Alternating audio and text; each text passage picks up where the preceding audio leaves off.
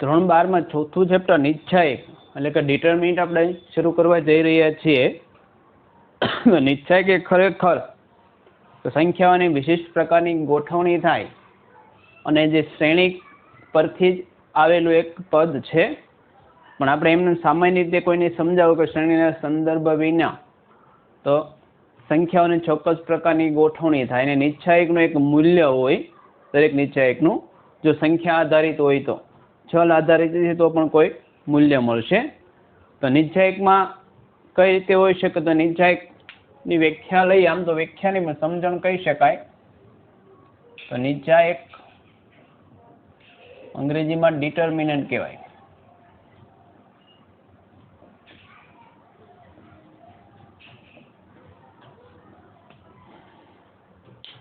તો નિશ્ચયક બે પ્રકારના આવશે, દ્વિઆર આવી શકે અથવા ત્રિઆર આવી શકે. તો પહેલો લઈએ દ્વિઆર નિશ્ચયક.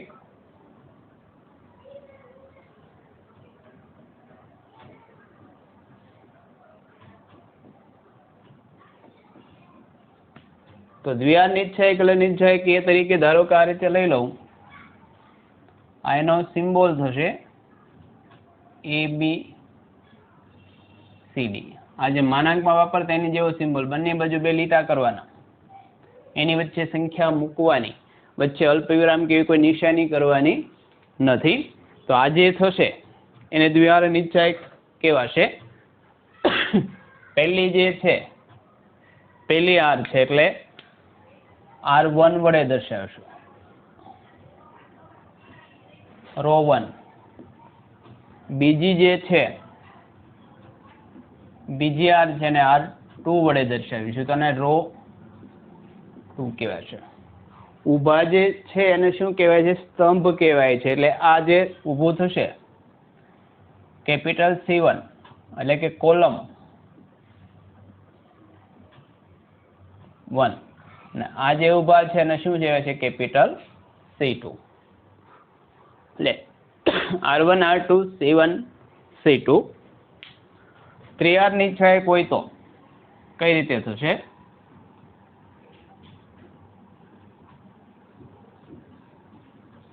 ત્રિઆર નિશ્ચયક છે એમાં 3 આર હશે, 3 સ્તંભ હશે. તો કોઈ નિશ્ચયક ધારો કે કેપિટલ A વડે દર્શાવીએ તો A B C D E F G H I. તો આ જે છે ને ત્રિઆર નિશ્ચયક કહેવાશે. આડી પહેલી આર છે ને R1 વડે દર્શાવીશું, આને R2 વડે દર્શાવીશું. ત્રીજી આર છે ને કોના વડે દર્શાવીશું? R3 વડે. સેમ ટુ સેમ ઊભું છે ને પેલું કોલમ 1, આ કોલમ 2 અને આ થશે કોલમ 3. આડી જે આવશે આજે એને વિકર્ણ અથવા ડાયગોનલ, એને પણ વિકર્ણ કહેવાશે.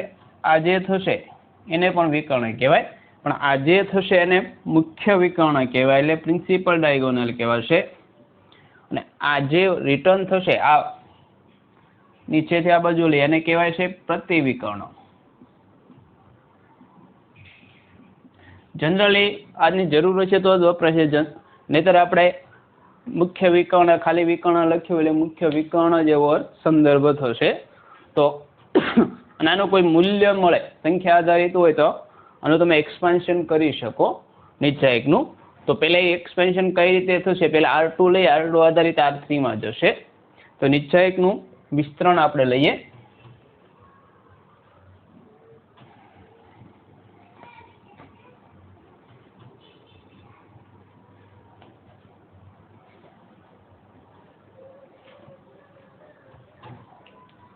પહેલું લઈએ નિશ્ચયકનું વિસ્તરણ.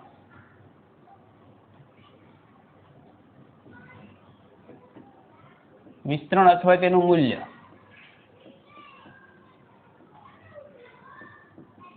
શ્રેણિક છે તેનું મૂલ્ય ન મળે, શ્રેણિક આધારિત તેનું નિશ્ચયક કરીએ અને ચોરસ શ્રેણિક હોય તો મૂલ્ય મળે.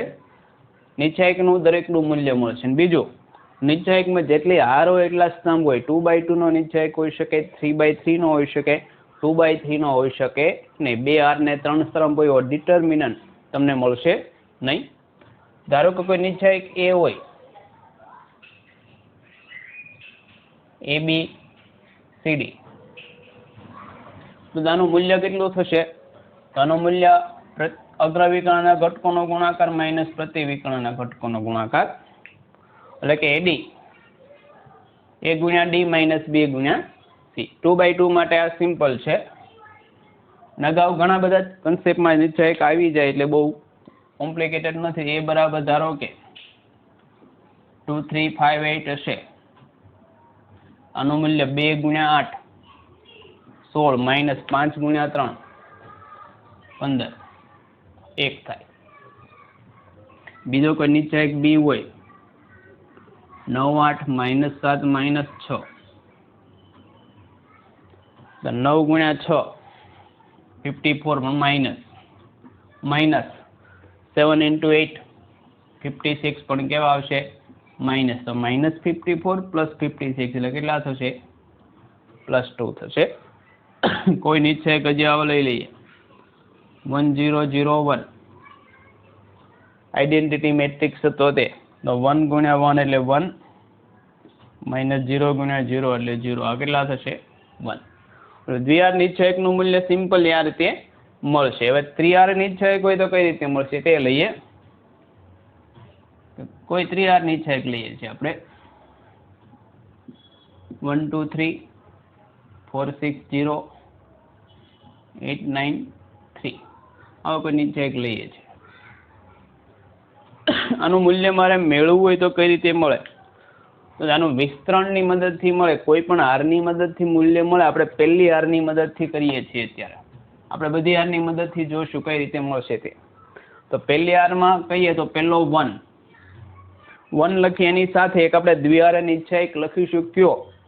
તો આ 1 જે હાર અને સ્તંભ હોય ને તે કાઢી નાખો. ધારો કે હાર નથી, આ સ્તંભ નથી, તો આપણને આજે 2/2 નો નિશ્ચયક મળશે કે 6093. એની સાથે લખવાનું. તો 1 સાથે આવશે 60,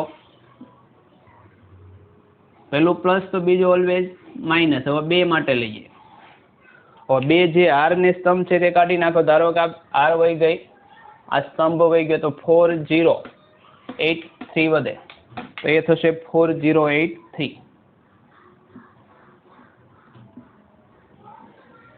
પ્લસ 3 સાથે. 3 સાથે જોઈએ તો 3 માં પણ આ રો, આ કોલમ કાઢી નાખીએ તો 4689 વધે. તો 4689. હવે પાછું આનું વિસ્તરણ માટેનું સૂત્ર તો દ્વિહાર માટે હતું તે જ 6 ગુણ્યા 3 એટલે 18 માઇનસ 9 ગુણ્યા 0 એટલે 0. આ માઇનસ 2 આની સાથે 4 ગુણ્યા 3 એટલે 12 માઇનસ 8 ગુણ્યા 0 એટલે 0 ને પ્લસ 3 સાથે આનું મૂલ્ય 4 ગુણ્યા 9 36 માઇનસ 8 ગુણ્યા 5 8 ગુણ્યા 6 8 6 56 8 6 48. 1 ગુણ્યા 18 એટલે 18, 2 ગુણ્યા 12 એટલે 24 એટલે માઇનસ 24 પ્લસ 3 ગુણ્યા કેટલા થશે 36 માઇનસ 48 તો માઇનસ 12 થશે. તો 18 માઇનસ 24 એટલે માઇનસ 6. આ 12 તેરી 36 એટલે માઇનસ 36 એટલે કેટલા થઈ ગયા માઇનસ 42. આપણે પહેલી હારની મદદથી વિસ્તરણ કર્યું. કોઈ પણ હારની મદદથી વિસ્તરણ થઈ શકે તો આપણે લખીએ કોઈ પણ હાર કે સ્તંભની મદદથી વિસ્તરણ થઈ શકે.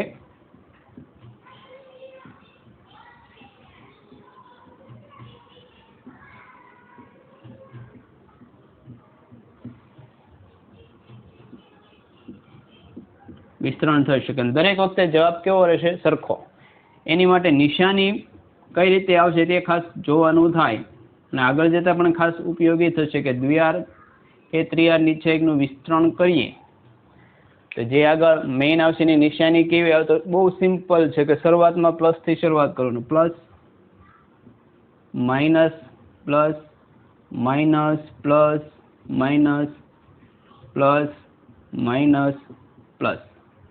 પ્લસથી શરૂઆત કરવાની, આડા ઊભા ગમે ત્યાં જાઓ એક માઇનસ પ્લસ માઇનસ થાય. અહીંયા આપણે જો પહેલી આરથી શરૂઆત કરીએ તો પહેલો સહગુણક પ્લસ, બીજો માઇનસ, ત્રીજો કેવો લીધો છે પ્લસ, એટલે પ્લસ માઇનસ પ્લસ.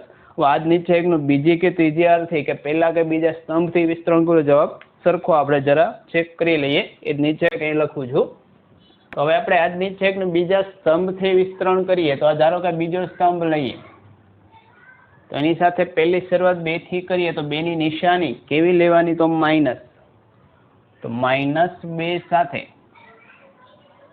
કોણ આવશે તો આ જો -2 જ્યાં હતા તે રો, આ કોલમ કાઢું છે 4 0 8 3 એ નિશ્ચયક આવશે તો 4 0 8 3. બીજું આવશે +6. ક્યાંથી ખબર પડે તો અહીંથી આપ માઇનસ પ્લસ માઇનસ તો +6 સાથે કોણ આવતો 6 0 કોલમ દે કાઢી નાખો 1 3 8 3 1 3 8 3.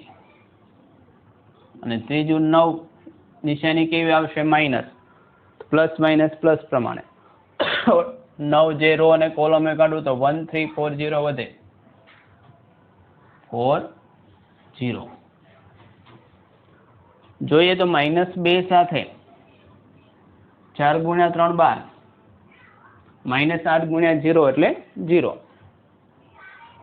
+6 સાથે 1 ગુણ્યા 3 એટલે 3, -8 ગુણ્યા 3 એટલે 24, અને -9 સાથે 1 ગુણ્યા 0 એટલે 0, -4 ગુણ્યા 3 એટલે કેટલા થાય 12.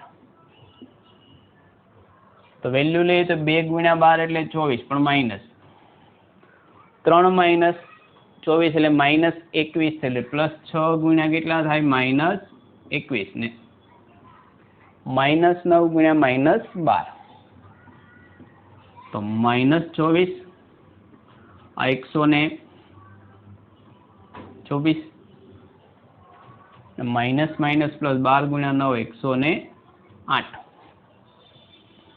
તો -126 પ્લસ 108 એટલે કેટલા વચ્ચે 18 વધે, 18 ને 24 કેટલા થશે 42. તો કેવા થઈ ગયા -42. તો જવાબ જો અહીંયા -42 આવેલો તે જવાબ અહીં આવે. તમને જે કોઈ પણ નિશ્ચયક કોઈ પણ રો ની મદદથી એક્સપેન્શન કરી શકો, તમારી ઈચ્છા આધારિત છે. પણ જનરલી બાય ડિફોલ્ટ આપણે પહેલી રો થી કરીશું અથવા જેમાં વધારે 0 એનાથી કરીશું. અહીંથી સરળ આપણે ત્રીજા કોલમ સાથે એનો ફાયદો થશે કે ધારો કે 0 સાથે સહગુણકમાં નિશ્ચયકનું એક્સપાન્શન ન કરવું પડે, વેલ્યુ ખબર છે કે 0 એટલે 0 આવે, એ સરળ પડશે આપણને. નહીતર એવો કોઈ નિયમ નથી કે પહેલી રો થી જ એક્સપાન્શન કરવાનું, ગમે ત્યાંથી કરો નિયમ આ લાગુ પડે. 4.1 બહુ ઈઝી છે કે ફક્ત નિશ્ચયકના એક્સપાન્શન છે, મૌખિક થઈ શકે એવું છે. પહેલો લઈએ મૂલ્ય મેળવો તો એનું 2 4 -5 -1 તો ખબર છે કે અગ્રવિકર્ણના ઘટકોનો ગુણાકાર થાય એટલે કે 2 ગુણ્યા -1 એટલે -2, માઇનસ પ્રતિ વિકર્ણના ઘટકોનો ગુણાકાર 5 ગુણ્યા 4 20 પણ કેવા માઇનસ એટલે -20 તો -2 માઇનસ માઇનસ +20 કેટલા થશે +18. બીજામાં 2 નિશ્ચયક મૂકેલા છે તો આનું મૂલ્ય લઈએ તો cos ગુણ્યા cos એટલે cos square theta minus sin ગુણ્યા minus sin sin minus sin એટલે માઇનસ sin સ્ક્વેર થીટા. આ cos square plus sin square થશે માઇનસ માઇનસ પ્લસ. ને વર્ષોથી ખબર છે કે cos square plus sin square common angle માટે 1. અહીંયા એક્સપાન્શન કરીએ તો આની સાથે આ x square minus x plus 1 સાથે x plus 1 minus x plus 1 સાથે x માઇનસ 1. બે ત્રણ રીતે થાય. તમારે જો સૂત્ર ખબર હોય તો ઘનના વિસ્તરણનું સૂત્ર છે, વર્ગના વિસ્તરણનું સૂત્ર છે. કંઈ ન કરવું હોય તો સીધું વિસ્તરણ કરી નાખો તો પણ ચાલે. એક્સ ક્યુબ સાથે એક્સ સ્ક્વેર સાથે એક્સ એટલે x cube plus x square minus x square minus x આ પ્લસ એક્સ પ્લસ 1 એક્સ ગુણ્યા એક્સ એટલે માઇનસ એક્સ સ્ક્વેર એક્સ ગુણ્યા માઇનસ 1 એટલે minus x minus minus plus x. ત્રીજું 1 ગુણ્યા એક્સ એટલે માઇનસ એક્સ 1 ગુણ્યા માઇનસ 1 એટલે plus 1 plus x square minus x square plus x minus x આ પ્લસ એક્સ માઇનસ એક્સ ઉડી જાય તો x cube minus x square plus 2 વધે. બીજી રીતે લેવું હોય તો જો આ વિસ્તરણ છે એ ઘન પ્લસ બી ઘનનું વિસ્તરણ છે તો એક્સ ઘન પ્લસ એક થશે x plus 1 x square minus હોય તો પ્લસ અને બીજું થશે એ પ્લસ બી એ માઇનસ બી હોય તો એ સ્ક્વેર માઇનસ બી સ્ક્વેર તો માઇનસ એક્સ સ્ક્વેર માઇનસ અંદર લઈ જાય તો એક્સ સ્ક્વેર પ્લસ થશે માઇનસ એક્સ સ્ક્વેર ને આ માઇનસ માઇનસ 1 ને પ્લસ 1 કેટલા થાય 2. એટલે જે રીતે કરવું હોય તે રીતે એમાં કંઈ બહુ એટલું બધું કોમ્પ્લિકેટેડ નથી. ત્રીજું શ્રેણિક એ આ જે નિશાની છે કોની છે શ્રેણિકની આપણે ત્રીજા ચેપ્ટરમાં ભણી ગયા. અને શ્રેણિકમાં એક વસ્તુ છે કે બે એ થયા અને મતલબ કે દરેક શ્રેણિકને એના વડે ગુણ્યો એની ઉપર જે નિશાની છે એટલે કે ચોરસ શ્રેણિક આધારિત તેનો નિશ્ચયક દર્શાવશે. તો પહેલા 2a મેળવીએ. 2a મતલબ કે શ્રેણિક માટે દરેક ઘટકને 2 વડે ગુણ્યા તો 2 2 ગુણ્યા 2 4 4 ગુણ્યા 2 8 2 ગુણ્યા 2 કેટલા થશે 4. માટે ડિટર્મિનન્ટ 2 એટલે કે આ જે શ્રેણિક આધારિત નિશ્ચય બેઠે બેઠું મૂકવાનું પણ નિશ્ચયકમાં મૂકવાનું છે તો 2 8 4 4 તો વિસ્તરણ 2 ગુણ્યા 4 8 માઇનસ 8 ગુણ્યા 4 32 8 માઇનસ 32 એટલે માઇનસ 24. આ લેફ્ટ હેન્ડ સાઈડ મળી ગઈ આપણને. રાઈટ હેન્ડ સાઈડમાં શું મેળવવાનું 4 મોડે 4 ડિટર્મિનન્ટ એ તો 4 ગુણ્યા ડિટર્મિનન્ટ એ તો આ 1 2 4 2 તો 4 ગુણ્યા આનું વેલ્યુ લઈએ 1 ગુણ્યા 2 એટલે 2 માઇનસ 4 ગુણ્યા 2 એટલે કે 8 તો 4 ગુણ્યા 2 માઇનસ 8 એટલે માઇનસ 6 અને 6 ગુણ્યા 4 એટલે કેટલા થાય 24. તો બંને વેલ્યુ સરખી આવી ગઈ જો. એટલે આ પર લેફ્ટ હેન્ડ સાઈડ બરાબર રાઈટ હેન્ડ સાઈડ. અહીંયા પણ કંઈક એવું જ છે. તો પેલા લેફ્ટ હેન્ડ સાઈડ માટે આપણે લઈએ કે શું થશે લેફ્ટ હેન્ડ સાઈડમાં 3a 3a એટલે કે આ શ્રેણિક છે અને દરેક ઘટકને 3 વડે પહેલા ગુણી નાખીએ તો થશે 3 0 3 0 3 6 0 0 12. તો 3a નિશ્ચયક એટલે કે આ જે શ્રેણિકમાં જો તેનું નિશ્ચયક સ્વરૂપ લઈએ તો 3 0 3 0 3 6 0 0 12. હવાનું પહેલા કોલમથી એક્સપાન્શન કરો. આપણે મેં કીધેલું કે ગમે ત્યાંથી કરી શકીએ. પહેલો કોલમ સરખો પડશે કે 2 0 છે તો પ્લસ માઇનસ પ્લસ તો 3 સાથે કોણ આવશે તો આરો ને કોલમ કાઢી તો 3 6 0 12 3 6 0 12. બીજું માઇનસ 0 પ્લસ 0 સાથે કંઈ લખતો નથી એનું કારણ કે આ 0 કરું સહગુણક બીજો દ્વિઘાત છે ગમે એવો જવાબ કેવો આવશે 0 એટલે કોઈ પણ જગ્યાએ આપણે લખીશું ને આ પ્લસ 0 સાથે સહગુણક લેશું જવાબ કેવો આવશે 0. એટલે મેક્સિમમ 0 આવતા તેનાથી એક્સપાન્શન કરી શકો. એવું લાગે તો પહેલી રો થી થઈ શકે, બીજી રો ત્રીજી રો પહેલો કોલમ બીજો કોલમ કે ત્રીજો કોલમ સૌથી સરળ અમને પહેલો કોલમ પડે એમાં તો એનાથી કર્યું.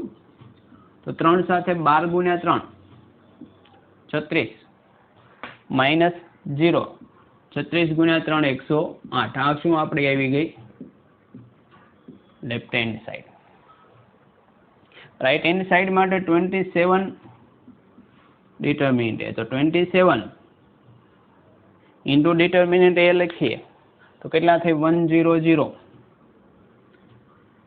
0 1 0 1 2 4. તો આ જે એક્સપાન્શન તે લઈએ તો 27 ગુણ્યા ડિટરમિનની વેલ્યુ ને એમાં પણ પહેલા કોલમથી કરીએ છીએ તો એક સાથે દ્વિઘાત નીચે એક 1 2 0 4, બાકીના બે તો 0 -0 +0 તો 27 સાથે 1 ગુણ્યા છેલ્લે 4 -0 તો 27 ગુણ્યા 4 કેટલા થઈ ગયા 108. તો આ શું મળી ગયું રાઈટ હેન્ડ સાઈડ. તો બંને વસ્તુ સરખી મળી. હવે જો બે દાખલા આવે તો થોડુંક જનરલાઇઝેશન કરીએ. આ 2 હતો તો 4 મળ્યો એટલે કેટલા મળ્યો 2 નો વર્ગ મળ્યો છે. અહીંયા સહગુણક 3 હતો તો આજે મળ્યો કેટલો છે 3 નો ઘન. અને જોઈ શકો કે આ એની કક્ષા કેટલી 2/2 એટલે 2 ઘાત મળી જે સહગુણક હતો તે. આની કક્ષા 3/3 એટલે 3 ઘાત મળે. તો આને જનરલ સૂત્ર છે એ પણ લખી શકીએ. કઈ રીતે કે જો ખાસ ઉપયોગી થશે તો ઇન્ટ થશે આની.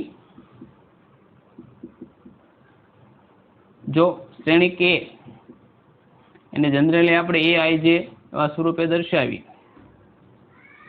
n × n ચોરસ હોય તો શ્રેણિકના દરેક ઘટકને a વડે ગુણીને તેનો નિશ્ચયક લઈએ તેનું મૂલ્ય k ની જેટલી n ઘાત અને આ શ્રેણિકના નિશ્ચયક જેટલું થશે. n ઘાત ક્યાંથી આવે તો આ શ્રેણિક ચોરસ શ્રેણિક જે લેવાના હતા તેની કક્ષામાં r ને સ્તંભ જેટલા હતા તે. તો k ની n ઘાત શ્રેણી એ આવશે. એટલે ધારો કે એક બે મૌખિક રકમ પણ આવશે જો જોઈએ. અહીંયા જ આપણે એક બે ઉદાહરણ એના લઈએ.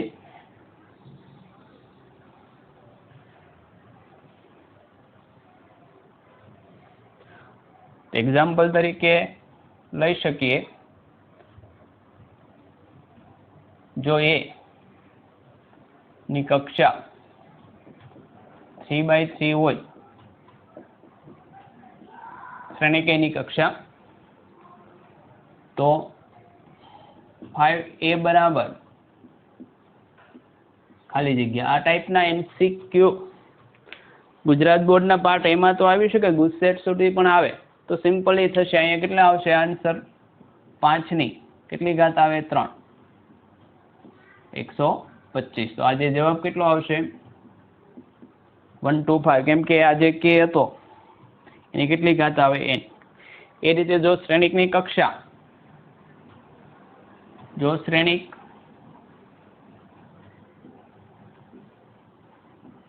b ની કક્ષા 4/4 હોય તો 3a બરાબર ખાલી જગ્યા 4/4 5/5 બધા શ્રેણિક આવી શકે. આપણા સિલેબસમાં તો 3/3 સુધી જ મૂકેલા છે. તો અહીંયા આન્સર કયો આવી શકે તો 3 ની કેટલી ઘાત આવશે આજે સહગુણક હતો એની 4 ઘાત કેટલા થાય 81. તો અહીંયા જવાબ કેટલો હોઈ શકે 81. તો આ હિન્ટ ખૂબ જ ઉપયોગી છે. જે ઘાત હોય કક્ષા એટલી ઘાત આવશે. છઠ્ઠો દાખલો. આ શ્રેણિક આપેલો છે તેનો નિશ્ચયક મેળવવાનો છે. અત્યાર સુધી જે કરતા તે જ આનો નિશ્ચયક સ્વરૂપે ધારી લઉં તો નિશ્ચયક એટલે નવું નથી. આને ડિટરમિનના ફોર્મમાં લખીએ 125 114 -2 -39. તો પહેલી r થી વિસ્તરણ કરીએ તો એક સાથે r ને કોલમ કાઢો તો 1 4 -3 9. પેલું પ્લસ તો બીજું માઇનસ તો -1 એની સાથે r ને આ કોલમ કાઢો 2 -3 5 9 અને ત્રીજું પ્લસ -2 સાથે r1 આ કોલમ 2 1 5 4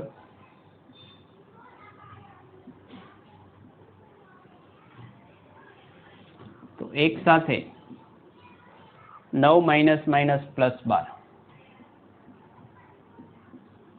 -1 સાથે 18 -+15 અને -2 સાથે 2 ગુણ્યા 4 એટલે 8 -5 ગુણ્યા 1 એટલે 5. તો 12 ગુણ્યા 9 એટલે 21. 18 ને 15 33 થશે એટલે -33. 8 -5 એટલે 3. 3 ગુણ્યા 2 એટલે 6 એટલે -6 એટલે કેટલા થશે? -21 -39 એટલે -18 અને જવાબ કેટલો થશે? -18. બીજામાં x નું મૂલ્ય મેળવો. અને બીજું પાંચમો દાખલો આમાં છે, એમાં 4 નિશ્ચયક છે એનું મૂલ્ય મેળવવાનું એ તમારી પર છોડવું જોઈએ, કેમ કે સાદું એક્સપાન્શન છે, એમાં કઈ બહુ નવું ઉકળવાનું નથી. તો 7મો દાખલો, x નું મૂલ્ય મેળવવાનું કે બે નિશ્ચયક સરખા છે તો x નું મૂલ્ય કેટલું થશે? જો શ્રેણિક માટે બે શ્રેણિક સરખા હોય ને તેને દરેક ઘટકો સરખા થાય, કે પેલો બીજો ત્રીજો અને ચોથો. નિશ્ચયક માટે એવું નથી, તો બે સંખ્યાનું સાદુરૂપ આપીને મેળવેલી કિંમત છે, સરખા ન પણ હોય. તો આનું વિસ્તરણ કરું તો 2 ગુણ્યા 1 એટલે 2, -5 ગુણ્યા 4 એટલે 20, 2x ગુણ્યા x એટલે 2x², -6 ગુણ્યા 4 એટલે 24. તો -18 બરાબર 2x² -24 માટે 2x² -24 આ બાજુ આવશે એટલે પ્લસ થશે, +24 -18 +6. તો x² બરાબર કેટલા થશે? 3 માટે x બરાબર +or -√3. બીજું લઈએ બીમાં. અહીંયા પણ એ જ વસ્તુ છે, 2 ગુણ્યા 5 10, -4 ગુણ્યા 3 એટલે 12, 5 ગુણ્યા 2 x એટલે 5x, -3 ગુણ્યા 2 એટલે કે 6x. તો -2 બરાબર -x માટે x બરાબર કેટલા થઈ ગયા? +2.